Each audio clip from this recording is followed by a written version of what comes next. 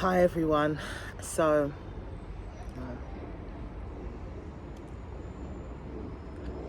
welcome back to my channel. So let it go and fight your illness. First of all, I'd like to start by saying that I am really sorry that you are going through this and you're experiencing a dynamic change in your life. And although I haven't had to fight an illness or a condition, well, I fought conditions, but they weren't health. How can I say this? We've all fought something, but I've never had cancer, I've never had high blood pressure, I've never had, ADHD, I've never had conditions, and I've never had an illness where my life is at risk. But it is not the end of the world. Although you may feel like that, and although it's hard to get the diagnosis and hard to be told that you now have something wrong with you. Now, I don't know about your lifestyle choices. I don't know what you've done in your life. Maybe your condition has came through your job, through stress, through just life, maybe doing too much or not doing enough. And I mean, like, with exercise and just looking out for yourself. I'm not here to judge you. I'm just trying to give us a list so that you know where what I'm kind of talking about. So when you get that news, it's like a parallel world that you're in. Yesterday or last week or last month, because before you get a diagnosis you see the symptoms, you're feeling different. So I'm just going to say last month you was in one parallel world, and then this month after the diagnosis you're in another, and your whole view changes. It changes about yourself. You start thinking about your mortality, the people that you have around you that you love and you care for. You start thinking about your children. You start thinking about the things that you probably could have done for yourself to avoid this happening. Or maybe you're in a situation where you knew something was wrong and you was going to your doctor and they were not taking it as, sometimes you have that guinea pig effect where they think it's this, you think it's that. You're going on Google, they're trying to find out what's wrong, and then they tell you something completely different, or maybe they've confirmed exactly what your suspicions were. It changes you. And some people can feel angry, some people can feel like, I knew it. Some people feel relieved, like, I finally have a name for this, or I finally know what's wrong with me. I always go to the herbal, spiritual side of remedy, because I understand that my body, I'm a light being. And if we weren't light beings, when we go to hospital, they wouldn't hook us up to machines. When people are having like heart attacks on the operating table, or maybe they're losing too much blood, they use like a shock electro machine to sort of pump your body back, to put volts through you. It's because you are a light being. We're not just mortal flesh and blood as they'd like to have us believe. And this is why some people, they change their diet to an alkaline one when their health is compromised, because they now start to understand that the green foods, the spinaches, all the green foods and fruits, they start blending, they start juicing, and it really does help. Because conditions grow, illnesses grow from having an acidic temple, when you're consuming too much foods that contain acid, like tomatoes and pickles. And so you have to have a balance. Everything in life is a balance, and sometimes we overdo it, me included. Educating yourself on foods and what they do to you, and certain drinks, and what you consume, what you watch, what you talk about spiritually is very important to your health. And it's just not the end of the world. I just want you to watch this video, and I'm trying to help you change your mindset and how to fight this, not to be told something and give up, not to become down and depressed, and keep looking after yourself, keep showering, keep getting dressed, keep putting on, your favorite music, dance, like give your body that upliftment, give your mind that message that it's not over,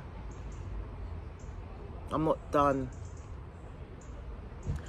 There's been people that have had diagnosis and they've been told, like, you have weeks or months or a year or two to live, and they've surpassed it.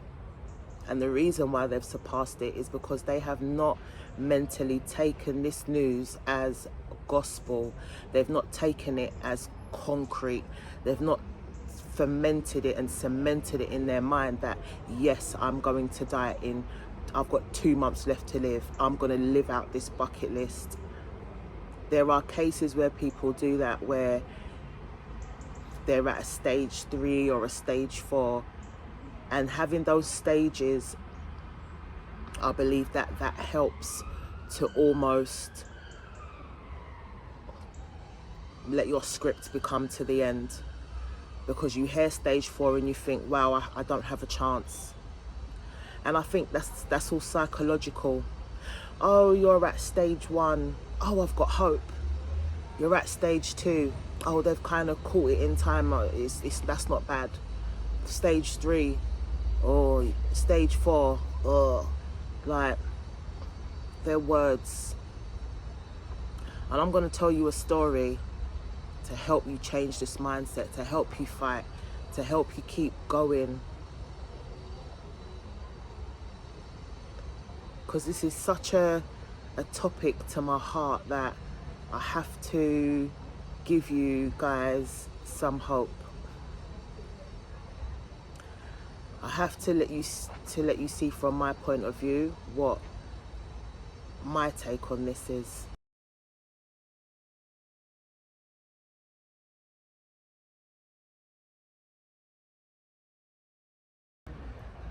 And my take on it is, carry on as normal.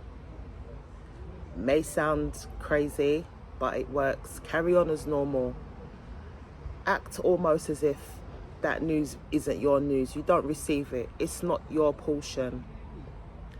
Change your diet. Maybe even fast for a while. Really look at the medication. Do some research on the medication that they're asking you to take. Don't start going and buying pill dividers and popping all these pills, because all these different pills, they can react with each other once they're inside your body. So make sure you're doing your research and listen to uplifting music. Listen to uplifting speakers, motivation speakers, people that may have done videos. Search for them on YouTube or a platform. Maybe there's people that are documenting their journey that can tell you how it's been for them, where they came from, how it started.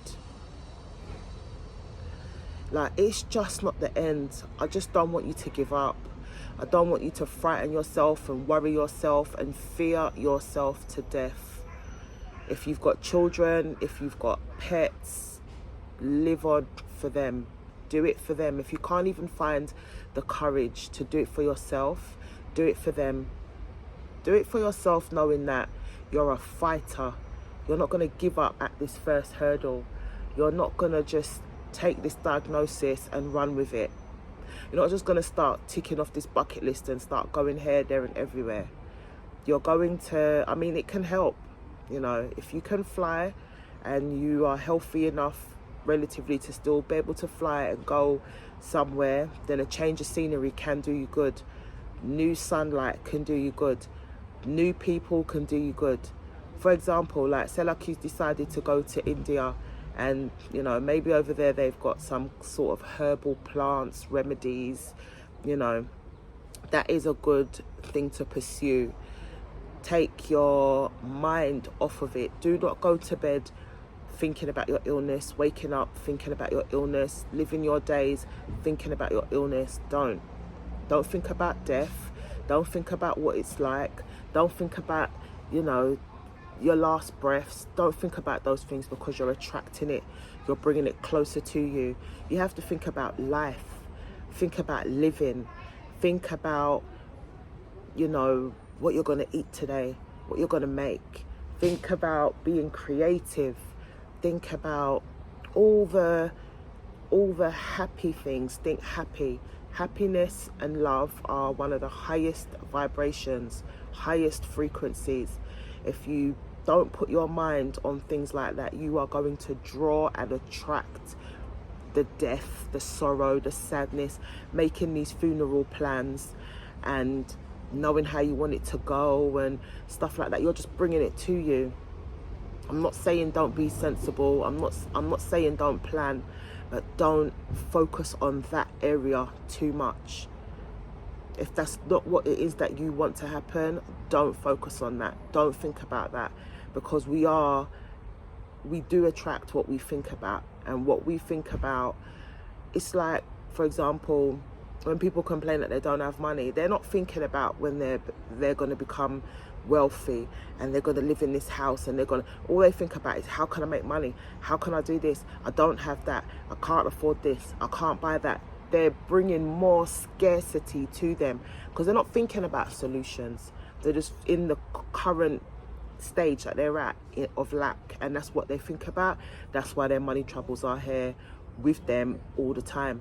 But if they were to think about other things, about, yep, I'm gonna have money and I'm gonna work on this creation and it's gonna bring me success, and you dream and you daydream and you feel, you know, you imagine like you go into the cash machine withdrawing money, or going inside the bank and withdrawing money. But people don't. They just think about the lack. That's why they live in lack. The mindset, you know, I'm a big advocate for changing your mindset. The mindset is your reality. It's what they don't want you to know. That's your superpower. That is your magic wand. If you want to change something in your physical reality, change your mindset. Change what you think about. Change what you're eating. Change who you surround yourself with. It's all about change. If you keep doing the same things you've done and expect a change from doing the same things, it is a sign of madness. So you have to change that. You have to also look at your environment, your room, where you sleep, the light, the feng shui in your house. Is your house packed up? Have you got space around you? You know, do some yoga, do some stretching, do some breathing, do some meditations. You might think hocus pocus, but they work. Things that they don't want people to know, they put it in a book. I do loads of reading, and I confirm it by the things what I see out in the world. I speak to people and I ask them questions. That I'm not somebody who is just going to hear this news and take it. I'm not. And I'm urging you to try to be the same. Do not accept this news as the final news. Some generations, the ones that still watch the news, the ones that still believe in doctors, the ones that still believe in politicians, sometimes their mindset can be so far gone that they're hard to change. They're very set in their ways.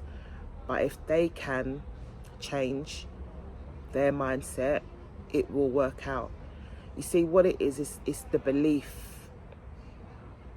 The belief. Ask, receive, believe. Whatever you believe in is what you're going to get. If you believe in this doctor, remember, doctor is just man. All right? If you believe in this doctor and you believe in everything that they're telling you, that is your power source. Like, I was speaking to someone and they said, what they call it? They called it a practice, doctor's practice, practitioners. And the person was saying, because they're practicing on you. And even though I hear loads of, like, you know, words and terminologies, that one actually stuck. I was like, yeah, practitioner, practicing on you. Doctors are still looking on Google to help you diagnose something.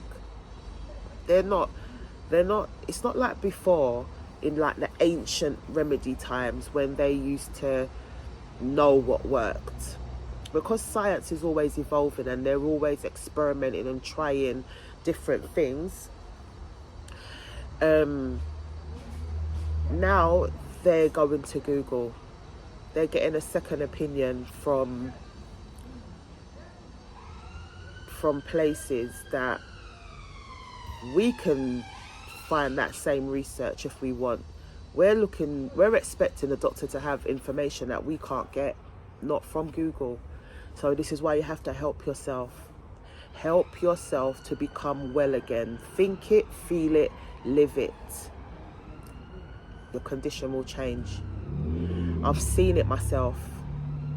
It's not just what I'm hoping, I've seen it. I've seen children and their parents fighting this condition, and the parents have not given the child the medication from the hospital, and the illness has gone. Same with the adult, illness has gone.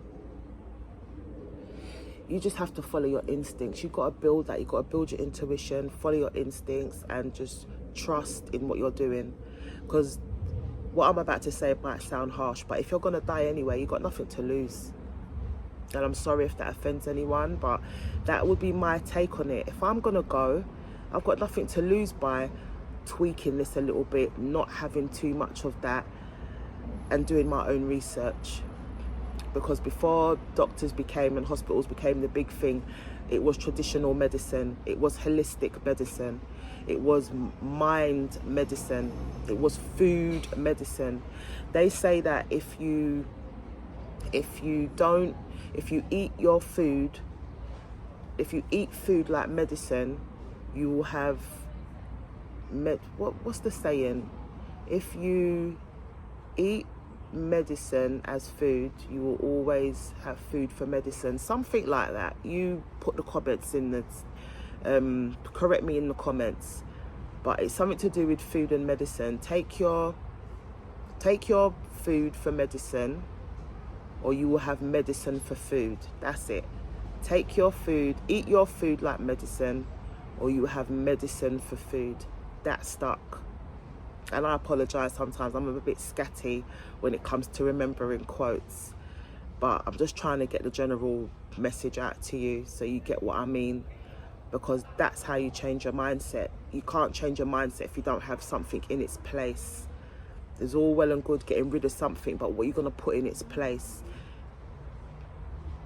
So just try really, really hard to not let this get you down, not become depressed, because you don't want to have another mental condition on top of your physical condition. And you need to be able to deal with diagnosis in a healthy minded way, where you're just like, whatever. It's like they say, people who laugh more live longer. Very true. People who are too serious and rigid and controlled, they're always worrying and stressing, they bring illnesses on themselves. Every part of the body is connected to an organ. Do your research on that. It's like, for example, if you're worrying and stressing, it affects your liver. If you're, and I'm not saying that's what it is, I'm just giving you an example because I cannot remember it all, but I want you guys to do your research. I'm giving you the direction to go in, do your research, because this as well gives you something to do in the day. It gives you something to look into. If I sat here and gave you all the answers, you'd probably think, oh, that's the answer, and it's going to go over your head. But when someone gives you a little seed, you go and find out how to plant it. Now I'm just trying to give you the seed. Like I said, I'm not a medical practitioner. These are things I would do for myself, and this is what I'm sharing with you. And as much as I used to suffer with worrying and fear, I've already had the worst happen to me. I've already had somebody who I loved with all my heart and soul die, and die so young, and that was my daughter. So the fear that I used to feel and believe, I don't feel it. I don't fear it anymore. I don't fear death. My spiritual world, I've grown it. It's strong. And even if I were to die alone in a hospital on a bed, I've got my spirit guides with me. I've got my ancestors with me. I don't fear it like I used to, because we always fear the unknown. I've actually told myself that dying is going to be the best day of my life. I'm going to know, I'm going to get like a history, like, you know, I feel like I'm going to see from when I was young to the age that I passed, and what I done, where I went wrong, where I did good, I'll get answers. I feel like that is the so-called judgment day. I feel like it's like a revelation. When you pass, you get the revelation of your life, and you start to remember why it was you came on earth, and these are the choices you made which led to this, and blah blah blah. Dying for me is not scary. I think about things like, oh, I'm going to be put in that freezer and it's going to be stone cold. I'm not going to feel it. I'm not there. Your spirit isn't there. Don't think about those things.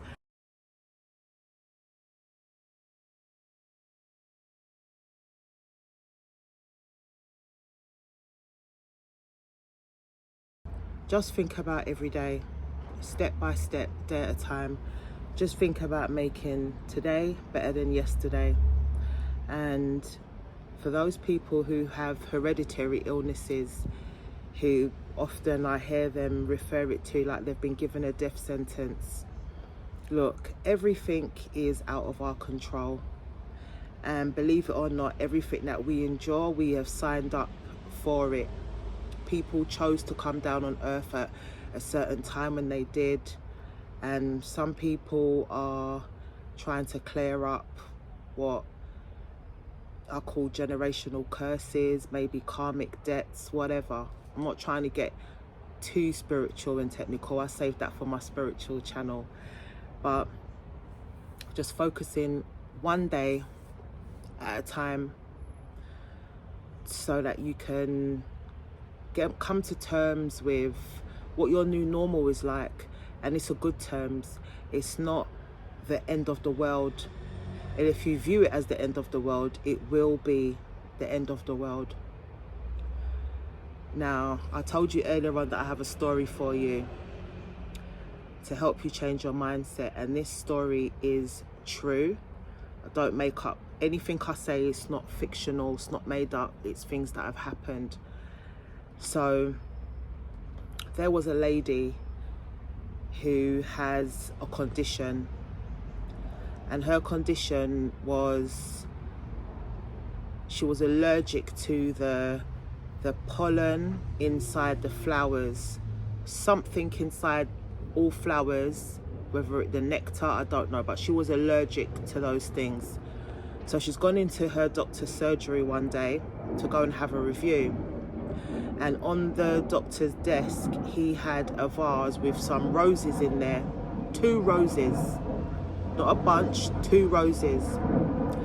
So when the lady went into the room, straight away she spotted those roses, because in her mind that's what she's allergic to, and that is what is dangerous for her. Almost like somebody who has a nut allergy. If they even smell it, touch it, you know, they can come up in hives or become very unwell very quickly. her condition was very similar to that, but with roses. So what happened is he was giving her the overall how she's done this month, and she just couldn't help like clutching her neck and, you know, she feeling hot and coming up with, you know, she doesn't want to stay in the appointment. So as she's trying to explain to the doctor, because she's not focusing and concentrating on what the doctor's actually saying to her, so as she's trying to come up with the words to say to the doctor, I don't feel like I want to be in this appointment with you anymore, the doctor notices that she's starting to shake. So he asks her, are you okay? And as she's trying to answer and tell the doctor like how she's feeling, she's fainted. So he's called an ambulance. The ambulance has arrived, brought her into hospital. Now she's woken up and she's just in hospital. So she's asking like the nurses, and what happened? Why am I here? And they said, oh, you know, you fainted. You went to see your doctor, you fainted in the appointment, he called you an ambulance. So it started to come back to her. She was remembering, yes, and the reason why is because that doctor, he had roses in a vase on his desk, and he knows my condition, he knows I'm allergic. So as she's trying to explain to the nurses what had happened, she didn't realize that the doctor had come with her. So he's obviously concerned and he's gone with her. When she's explaining, he's then entered the room that she's in. He's pulled back the curtain and he said to her, how are you feeling? You know, I was really concerned because I didn't know what to think. She said, what do you mean you didn't know what to think? It's on my medical records. You know I suffer with blah, blah, blah. And he said, my roses didn't have anything to do with this. She said, yes, all flowers, it doesn't matter what it is. I was told that the pollen, the nectar, you know, it affects me and it's dangerous to my health. He said, yesterday was my wife's birthday and my son got her 2 roses.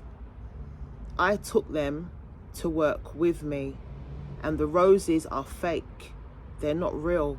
So I don't understand how they have triggered you with your condition. Now, as you can believe, she was gobsmacked. She stared at him like, what? And he was like, yeah, they're fake.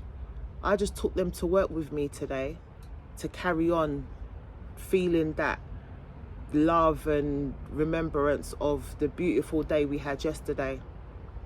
My wife said, take the flowers to work with you, remind you of me and our son. They're fake. Now, she was lost for words. She didn't know what to think, what to say, and this is the power of the mind. When you are told something and you believe it to the end, even when it is not that, in the case of the flowers were not real, you have conditioned your mind to believe now that it's real. You're going to keep away from the park, the garden. You're going to keep away from these things because you think they harm you when they don't. So this is another way that, I mean, what about diagnosis? Doctors who have given patients diagnosis and they've been wrong. That patient has worried and fretted for the past however long they've had the wrong information, and then they go for their checkup if they're not called back sooner to be told the correct news, which 9 times out of 10 is, sorry, we misdiagnosed you, you don't have this illness. But that, you can't take back those weeks or months of fretting, and straight away you feel like, phew, it's the wrong diagnosis. You're so glad that it's the wrong diagnosis that most people don't even want to sue the doctor. And I'm not saying sue them, but I'm just saying they're so glad for what they now know to be true is not this death sentence. So this is why I'm saying to you that you almost have to act as if you have nothing. You almost have to act and go into a state where you are just continuing to live your best life every day, regardless of what you've been told. And it's not living in an illusion. It's living in an alternate state. It's living in the world you prefer, the world you thrive in, the world that is good for you. Because that world is healing, it's cleansing. That world doesn't have fear. You're not frightening yourself to death every single day. So I just believe that you must take everything with a pinch of salt. You know, nothing is concrete, nothing is stuck in stone. There's get out clauses for every rule that is made. Why do they have those get out clauses? Because one day you're gonna need to get out. They can't make everything rigid, and your diagnosis is the same. I'm here to tell you to fight. I'm here to encourage you. I'm here to tell you to, I mean, if drawing closer to a faith will help you, like, you know, going into, sorry, I've just been bitten. If going into a faith will help you, you know, whatever it is, I don't care. As long as you're not hurting anyone and it's for your best intentions, do it. Join that club. Just put your mind on something else to focus on. Just have something different to focus on other than the diagnosis. That's it. That's basically what I'm saying.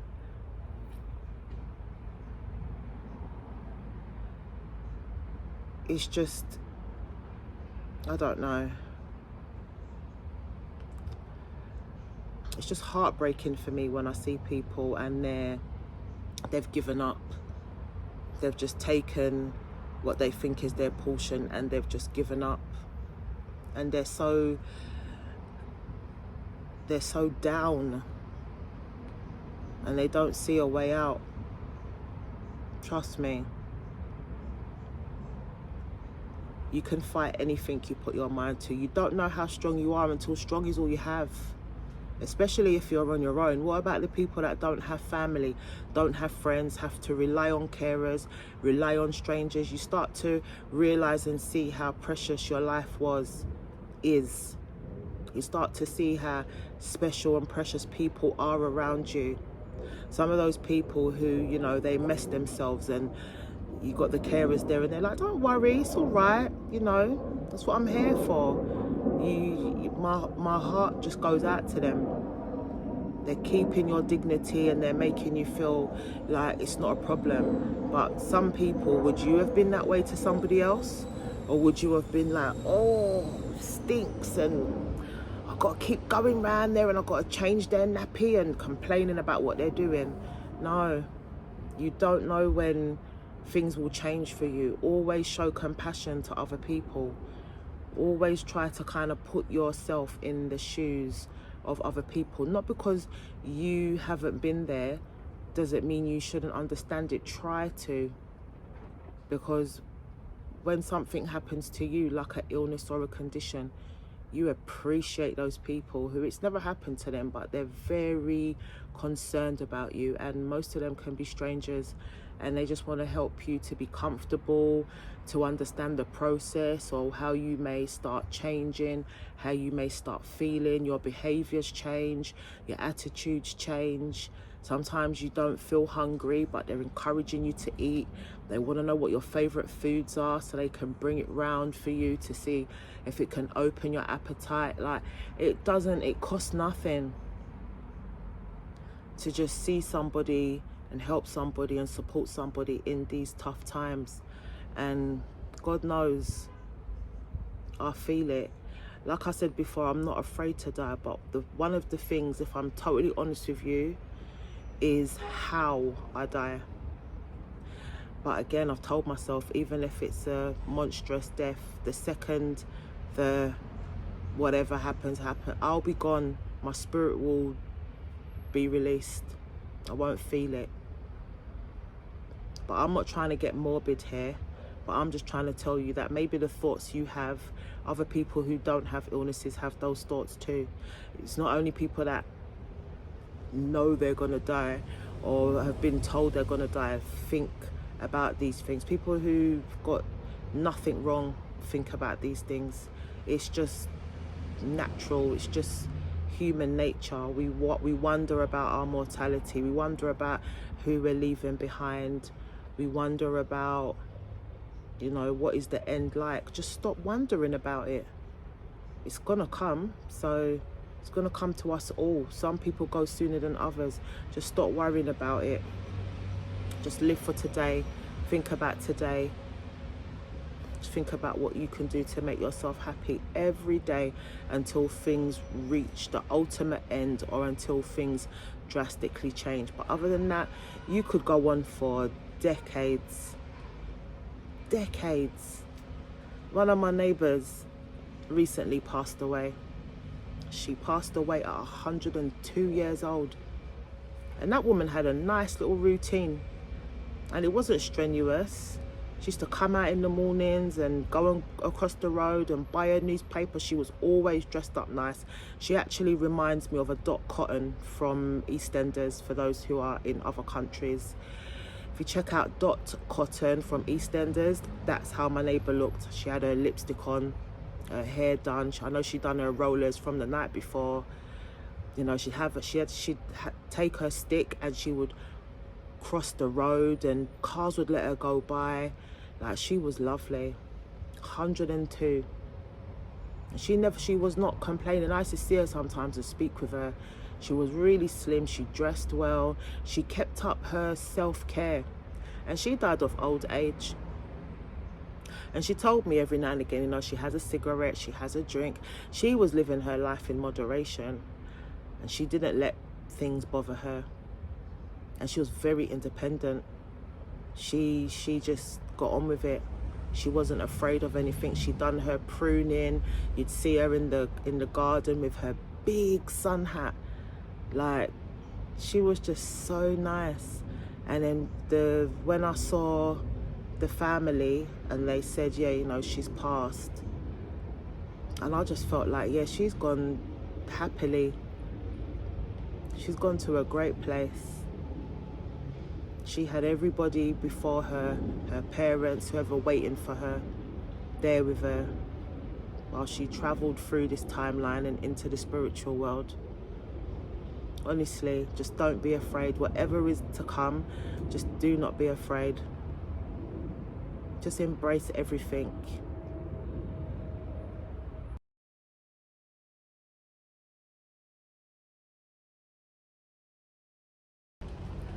And you might be like, yeah, it's easy for you to say, Anna. You're not suffering with these things.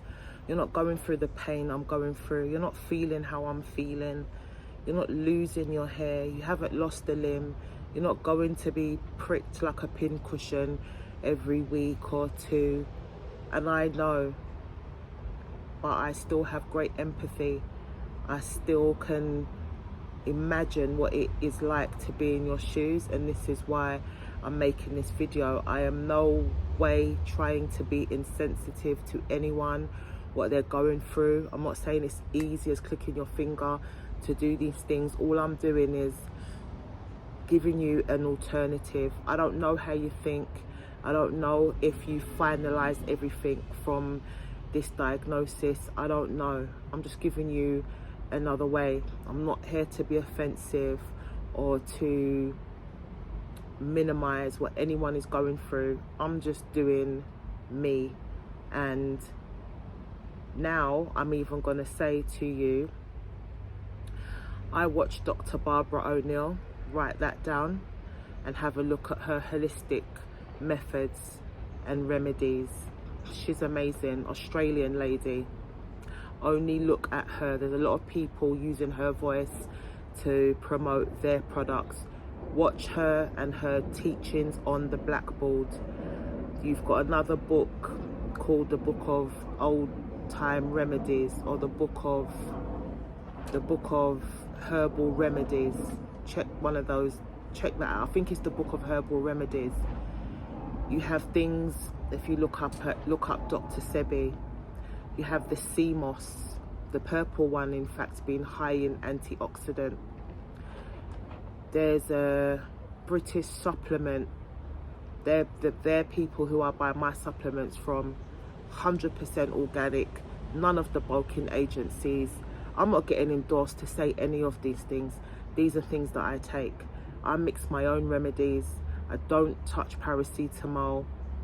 I mean, the other day I took some ibuprofen, and that hasn't happened for years, but it was because of a toothache, and toothache pain is lethal. And I tried the salt water, the garlic, the actual rubbing the toothpaste on my gum. I done all of that before I went to ibuprofen or ibuprofen. I don't know how to pronounce it because I don't use it. I don't believe in any of those things. Antibiotics, I'm not saying I've never had those things and taken those things, but they're my last resort. They're not my go-to. Another thing that I use regularly is strengthening my spiritual world. I just ask the universe for anything and everything that I want, and I do get it. I don't know how spiritual you are, but maybe your faith or a spirituality needs to come into play now. So I'm urging you to get spiritual on this journey, in this new you. Show gratitude, spend time in nature, keep away from toxic people. Don't let anybody guilt trip you or manipulate you because they believe you're near the end.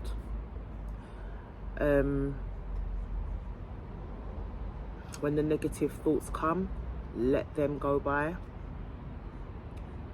Carry on with your exercise. Go for a walk, 10 minutes a day. Yoga,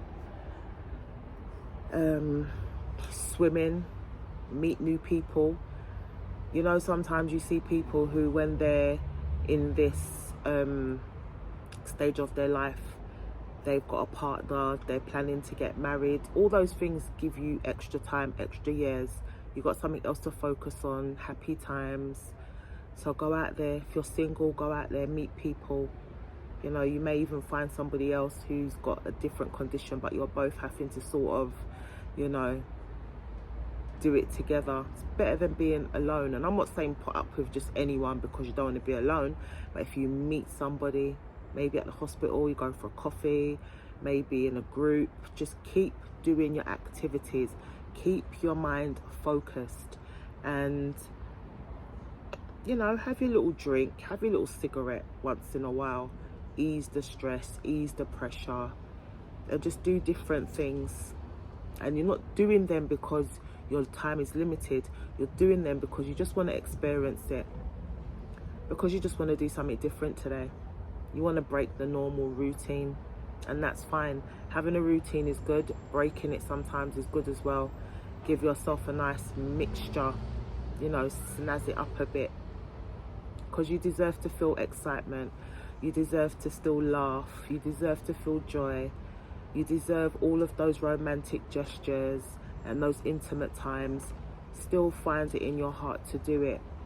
And for the men who suffering, the men who have the conditions and the illnesses, really do speak out, really let people in, really do know that it's okay to open up.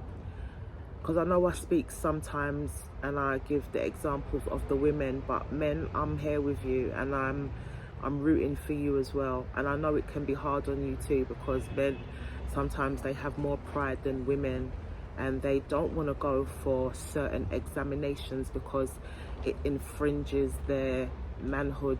Don't care about it. Get Elvis Presley's book and read it, because if Elvis Presley had taken a endoscopy for his rectum, they say that he would possibly still be alive, or he would have passed when he did, but he just didn't want to do that. And there's many men who have cancers and those types of conditions that they don't want to get that screening done. They don't want to have that type of examination, but I don't understand why. Because if it can, say like they found something that they said, oh, you only just have this, we just need to remove it. If you don't allow them to do the screening, you won't know. You know, it doesn't matter. People are afraid and only have a certain amount of pain threshold doesn't mean you're a baby because you get a pinch and then you scream. I don't like pain, but whenever I got to do something, I remember the time I had to have the endoscopy down my throat, and I was wrenching every time they tried to get close. In the end, they had to put me out. Now, there were people going in before me, just getting it done, coming back out, and they would put it, because we was talking in the waiting room before we went in, and I was like, I don't know how I'm going to manage it. They told me it's a very small tube, and da-da-da. Some people, it was their first time, and some people, they had done it before, and they were like, oh, you know, it's easy, it's a piece of cake. And when they came out, and they were like in and out like within 5 minutes, and they'd come back in the waiting room and they'd go like that to me, and I'd be like, okay.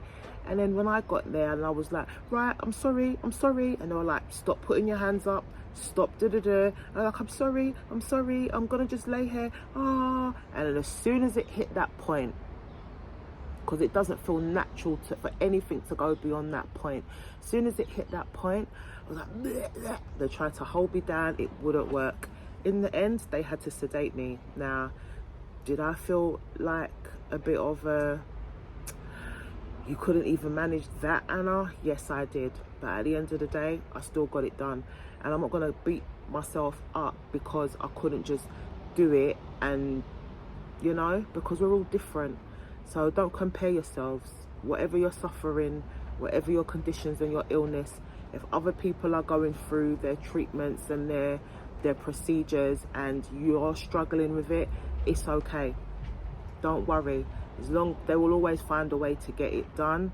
Just take the alternative route.